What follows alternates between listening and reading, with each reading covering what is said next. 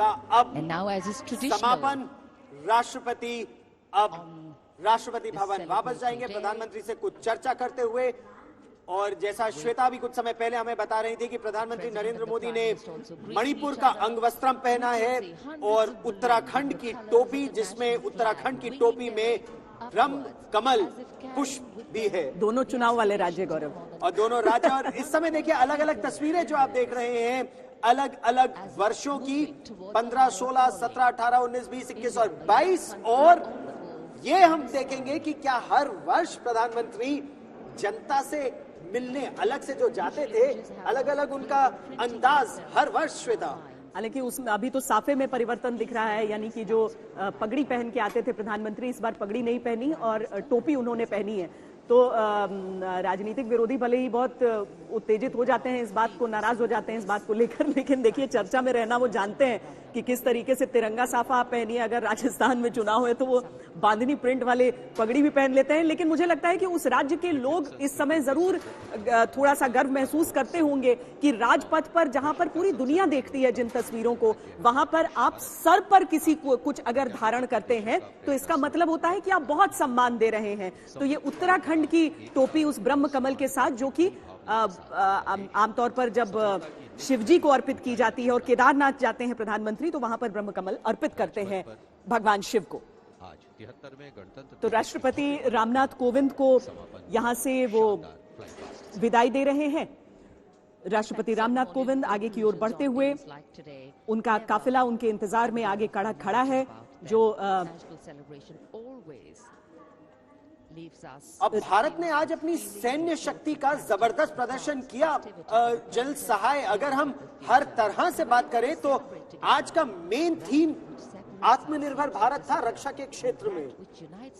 मेरे विचार से जो मेन थीम या जो गुलदस्ता है, बलिदान से स्वाभिमान, बलिदान जो हमारी पीढ़ियां पहले करके गई हैं, और स्वाभिमान जो भी फ्यूचर यूथ है जो कर रहा है, ये एक बड़ा शानदार गुलदस्ता दिखाया। विराट घोड़े को थपथपा रहे हैं।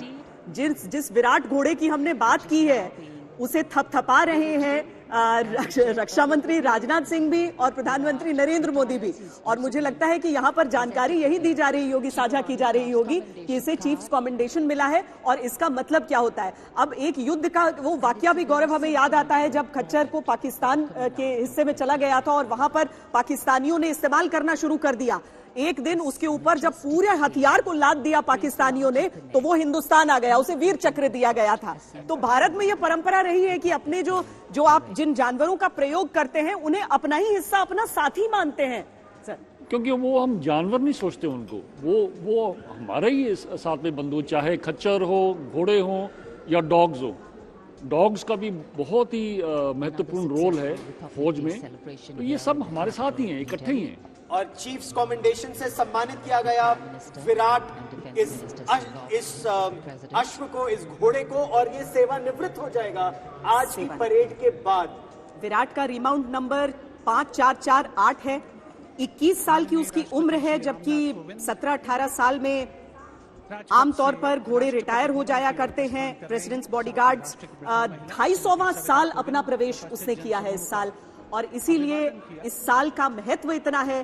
बहुत भावुक पल भी है पूरी की पूरी प्रेसिडेंट्स बॉडीगार्ड्स के लिए, क्योंकि घोड़ों से उनका जुड़ाव भी हो जाता है। और देखिए वो समझ भी रहा है विराट इस समय आखिरी